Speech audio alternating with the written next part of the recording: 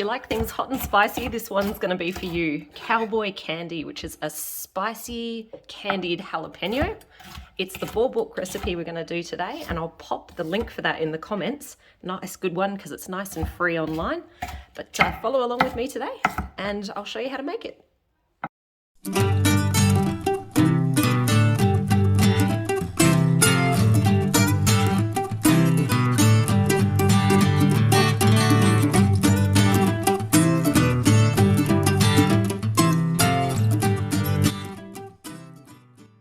G'day, it's Rachel here from Bush Edge Homesteading Australia, and today we are going to do a recipe that I've been wanting to try for a while, which is a candied jalapeno recipe.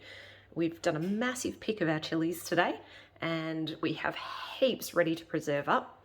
Normally I would be using my hot peppers recipe from the book, but today I thought I'd give the candied jalapenos a go because I quite find that I like when we're having cheese and crackers, that I like the sweetness when you put something like a quince paste with it. And I was thinking I might be able to get that similar sweet and spicy hit in with this cowboy candy.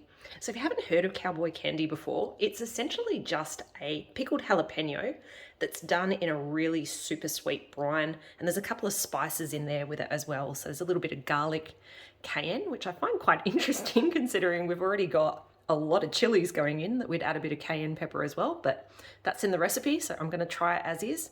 There's also some turmeric and also some mustard seeds as well. So what we need to do, oh, and of course sugar. Now I've got the really big tub of my bulk sugar out today, and the reason for that is there's like 4 cups of sugar that goes into this recipe, so I would empty out my sugar container in the kitchen if I just use that, so that's why I'm going with this one here today. All right, step 1 is to start getting obviously everything out, and you can see I've got all my ingredients out, but also I needed to prepare my jars, so I have been giving them all a really good wash. This recipe has over a 10-minute period for water bath and for steam canning, so I don't need to sterilize the jars, but I did need to give them a good wash, and they're all sitting there ready to go.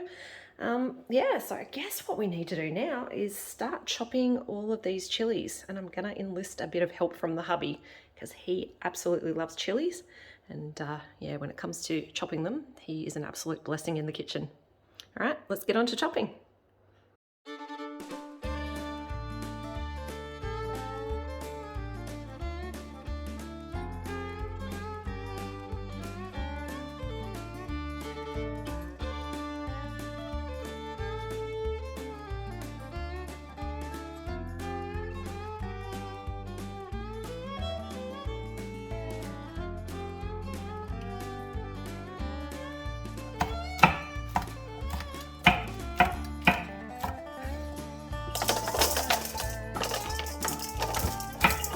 So for this recipe, we need 1.8 kilos.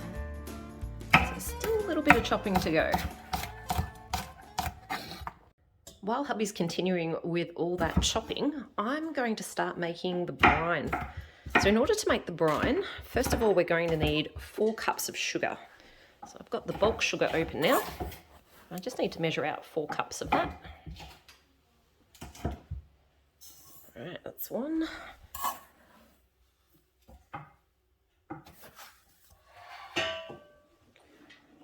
2,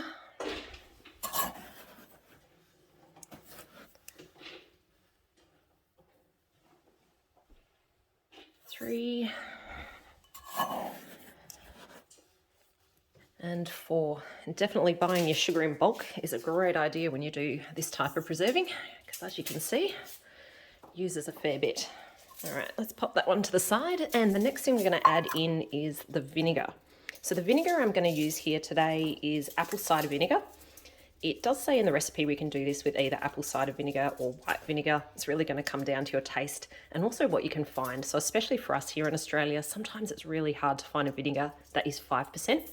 This brand of apple cider vinegar is 5%. So if we have a bit of a look on the label, there it is, 5% acidity. So that's what you're looking for when you're doing your canning.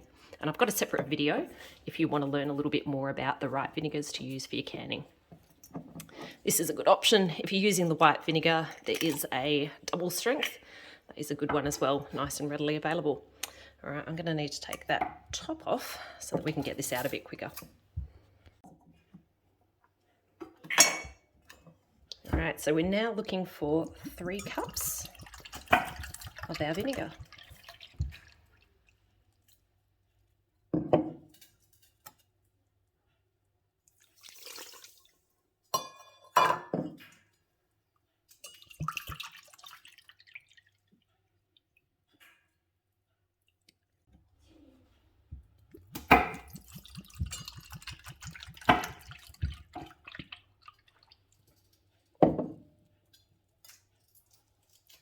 And there's 3.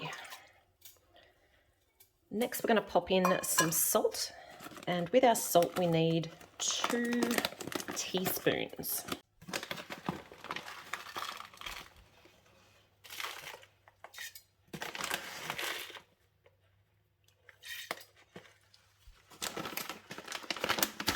Then we want 2 teaspoons of our turmeric.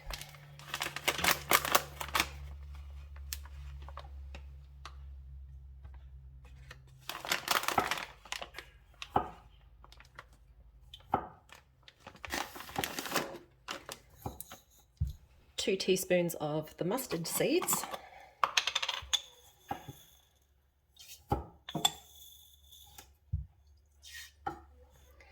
And a half a teaspoon of the cayenne pepper.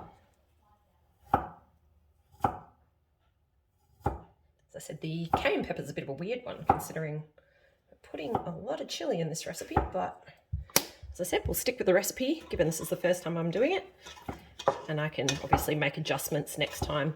When it comes to the spices in your canning recipes, they are all about taste. The last thing for the brine is the garlic going in, and that's 6 cloves of garlic, all thinly sliced. Awesome. And then we just give that a stir, heat it up. And the idea at this point is we need to dissolve all of that sugar that's kind of sitting in the bottom of the pot at the moment. Hubby's now finished with the chopping of all of those chilies. And don't they all look really cool in the bowl? All up, we ended up with 1.79 kilos. So super duper close to that 1.8 kilos that we needed for the recipe. I think it actually says pounds in the instructions online. Obviously, of course, it's a US kind of based company, but converting, we were looking for 1.8 kilos. So 1.79 is perfectly fine. When you're doing your canning recipes and you're kind of adding low acid foods like chilies to your higher acid foods like your vinegar, which this brine that we're making over here is kind of high acid to bring up the acidity, you do need to make sure that you don't add too much of the low acid food. So the fact that this is slightly under is okay. If it was over, then I'd probably be a bit more concerned and I'd take a little bit out. But 1.79 is perfect. My brine has now come up to a boil, and that means it's time to add all of these chilies to the pot. So actually I might put down the camera to do that because the last thing I want is these chilies going everywhere.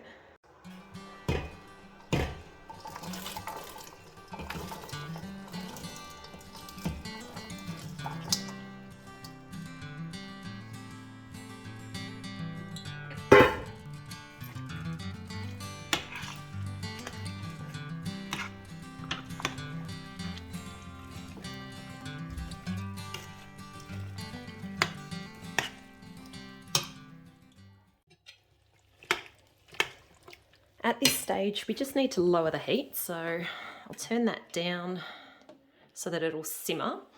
And we want it to simmer for 15 minutes.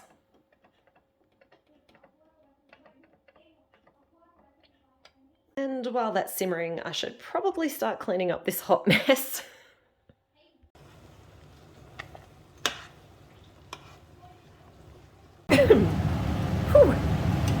This is one that you definitely want the extraction fan on in your kitchen. Or to be honest, I probably should have done this in the outside kitchen. There's a bit of a burn in the air. Whilst that's simmering, I'm going to heat up 4 of my jars, and that's because that recipe says it's going to fill 4 pint jars. Though I must say, in the pot, it looks a little generous, so I'm wondering if I get a little bit more than that. But anyway, I do want to be nice and ready with 4 jars, already nice and hot. And that's because I'm going to be putting the hot chilies in these jars And you don't want to be putting any hot product into a cold jar because that's where you can get thermal shock and jars breaking. So I think I've showed you guys this before, but the way that I heat my jars is pretty much just to turn on my hot water, and I just fill the jar with hot water, and then I just sit that here until I'm ready to go.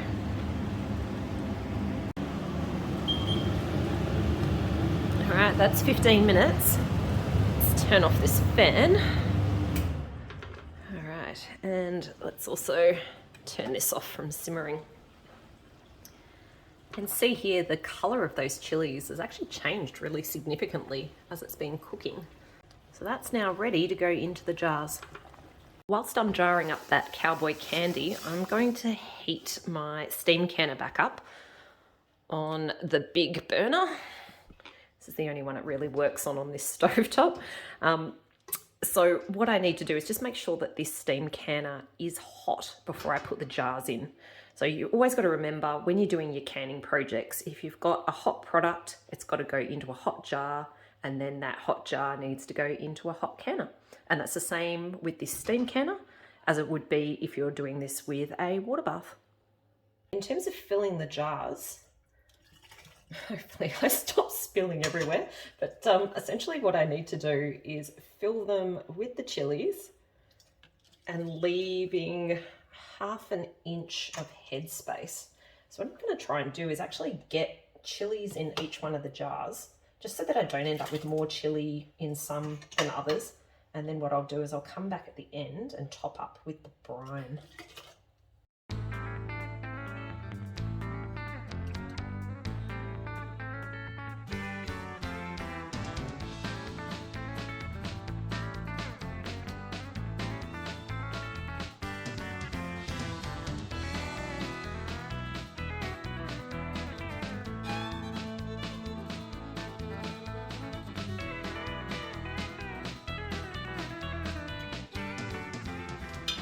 Sometimes you overfill, like I've just done with this one here.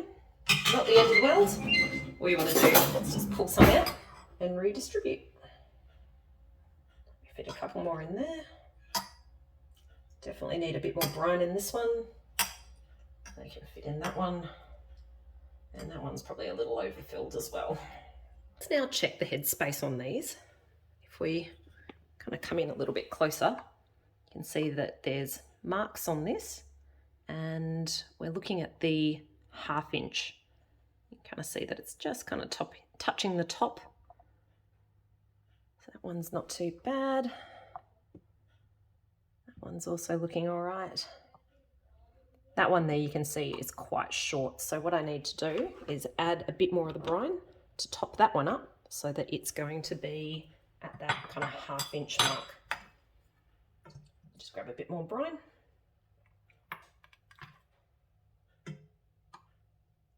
They are now ready to give a bit of a wipe. So with your jars, before you put your lids on, you always want to wipe the rim, and that's just to make sure that there's nothing kind of stuck there that might prevent the seal from happening between the glass and the lid.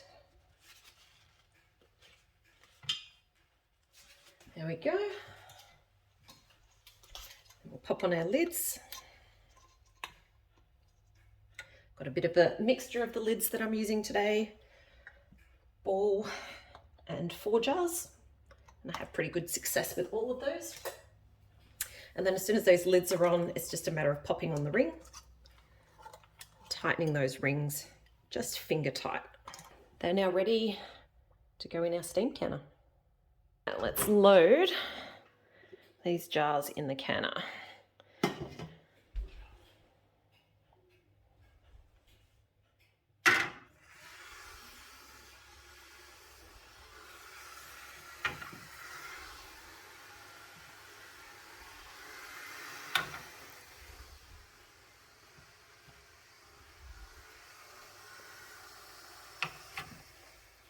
There we go. Given I'm using the steam canner, what I need to do is wait until this little dial gets to the green for my zone, I'm in the lowest altitude, so I need it to be in the green for zone 1. Obviously, if you're in different altitudes, it may be different for you. Once it gets to that green zone, I'm going to set my timer for 15 minutes because this one is a 15-minute processing time canning recipe. If you're using a water bath canner for this, just wait until your waters come up to the boil and then you'll start your timer and process in the boiling water for 15 minutes. And if you want to know more about steam canners, I do have a couple of separate videos where I go into a lot more detail on how to use steam canners and also some of the advantages that I've found in using a steam canner over my water bath. Now, as expected, there was actually quite a bit of the chili and also the brine left over beyond the 4 pints that the recipe said it was going to make up. But that's okay. What I'm going to do is just pop that in this jar here with a regular cap. I'm not going to bother canning that because I want to get some in the fridge that I can use immediately. So why waste a good canning lid when I can just use one of my reusable ones?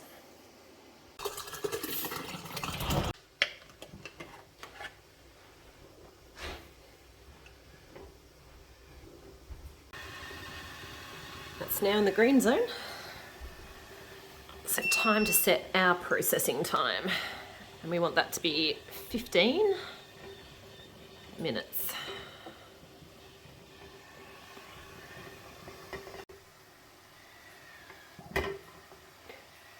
Can you see how my steam canner is just doing a little bit of rocking there? I'm just gonna turn it down a little bit more.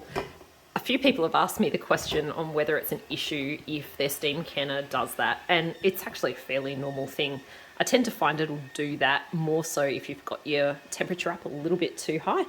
So at that point, if I see it doing it, I will often dial it back a little bit. Of course, it's important just to make sure that your dial on top stays in the green zone while it's doing the total processing time, but yeah, it's not an issue if you see that happening.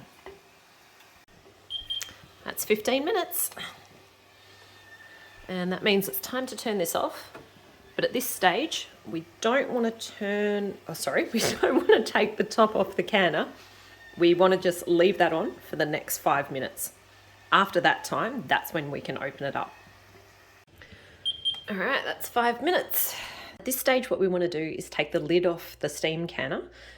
If you were using a water bath, this is the time you would pull the jars out of the water in the water bath canner. But because we're using the steam canner, what we're going to do is just kind of lift the lid away from us. It's important to do that because you can see the steam coming out. The reason you want to lift that lid with it facing away from you is so that that steam kind of vents towards the back and doesn't come back towards your face. All right, there is our yummy looking cowboy candy. Ooh, did you hear the ping? It's one of the best sounds for a canner. All right, I'm going to grab my jar lifter and let's pull these out.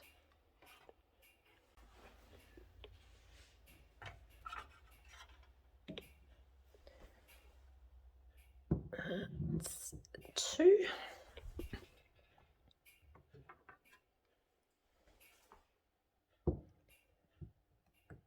3 and oh, did you hear another ping? And 4.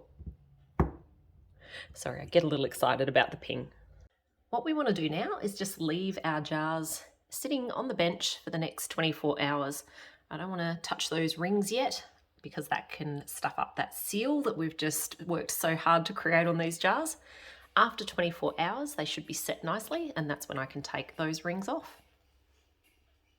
Now, while we've been busy canning these 4, the one that I put in the fridge has been cooling down, and I reckon we should go and get hubby to do a bit of a taste test on that so he can let us know what he thinks it tastes like.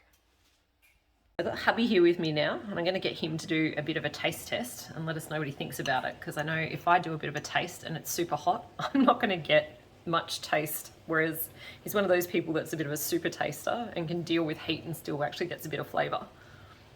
So what do you reckon? Spicy, but there's definitely a sweetness first with a little bit of a spice afterwards. Yeah, definitely at the start there's a really nice flavour, and then you just get the heat afterwards.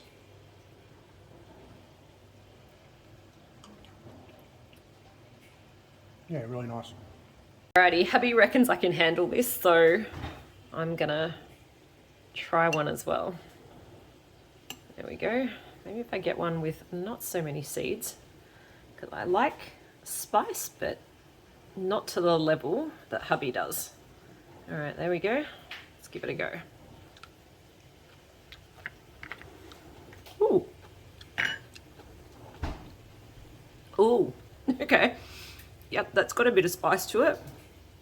But I'd actually say that the sweetness kind of mellows it a little bit, because I did actually try some of these chilies before, and on their own, they were too hot just for me to eat like that. But that's actually doable. So that's gonna be really nice, I reckon, with a bit of cheese, maybe on a nice cheese and wine night. Yeah, really good. And we did end up having it that weekend with some cheeses, watching a movie, and I can tell you it was absolutely delicious.